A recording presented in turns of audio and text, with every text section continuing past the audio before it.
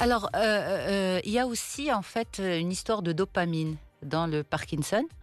Et la dopamine, ce neurotransmetteur, est étroitement lié à la dépression.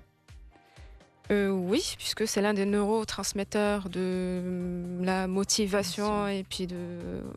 Oui, bon, la dépression, c'est en même temps de la Parce que dopamine, la certains médecins sérotonine. disent, on peut, l'un des symptômes majeurs aussi du Parkinson, c'est la dépression.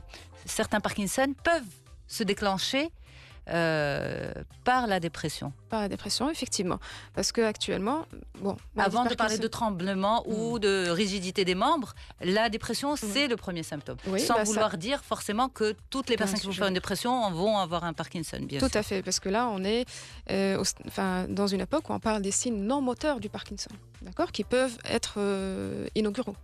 La dépression, effectivement, c'est l'un des symptômes les plus fréquents. Il y a aussi le problème du sommeil, il y a aussi des problèmes olfactifs. Donc, ce sont des questions qu'on pose aux patients quand on a besoin de diagnostiquer une maladie de Parkinson, de chercher les signes non moteurs, donc olfactifs. Oui, ce sont en général des signes prémoteurs qui apparaissent même une dizaine d'années avant la maladie de Parkinson. Maintenant, il faut savoir... Et ça aide la recherche, justement. Farhana parlait de recherche. Exactement, et c'est surtout utile pour, en préparation à une ère future proche, on espère, de traitements neuroprotecteurs. Ça va permettre à ce moment de démarrer des traitements qui empêchent la maladie de Parkinson de se développer au stade où on a uniquement les signes non moteurs ou prémoteurs.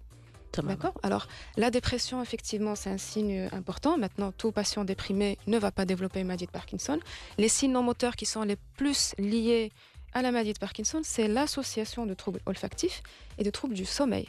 En fait, ce qu'on appelle les troubles moteurs du sommeil paradoxal, c'est-à-dire les gens qui font des rêves agités, qui vivent leurs rêves.